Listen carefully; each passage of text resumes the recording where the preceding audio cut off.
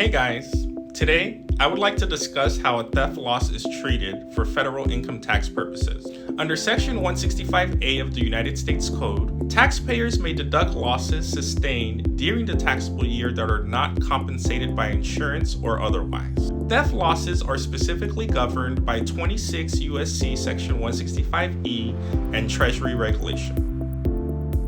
Pursuant to the Treasury regulations, a theft loss is generally deductible for the taxable year in which the loss is sustained. For tax purposes, however, a theft loss is treated as sustained in the year the taxpayer discovers the loss, not the year in which the theft occurred. Accordingly, a theft loss is not deductible in the year of the theft unless that is also the year of discovery.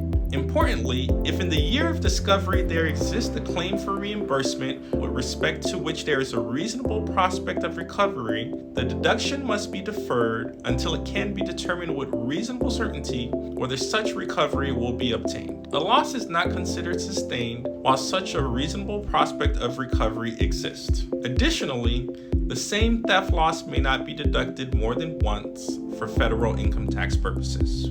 Here is an illustrative example from the Treasury regulation. In 1955, B, who makes her return on the basis of the calendar year, purchases for personal use a diamond necklace costing $4,000. The necklace was stolen on November 30th, 1961. At the time it was stolen, its fair market value was $3,500. B does not discover the loss until January 1962. The necklace was fully insured against theft, so B filed an insurance claim. By filing a claim with the insurance company in 1962, B has a reasonable prospect of recovery of the fair market value of the necklace from the insurance company. The insurance claim is ultimately settled in March 1963, at which time B received $2,000 in insurance proceeds to cover the loss from the theft. No deduction was allowed in 1961 or 1962, but the amount can be deducted under Section 165A for taxable year 1963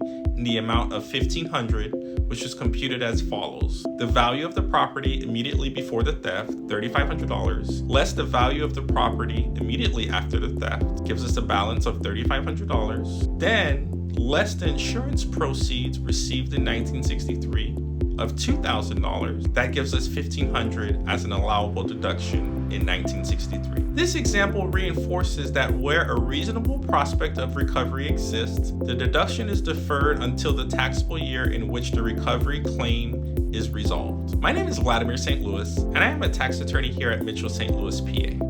Until next time, have a great day.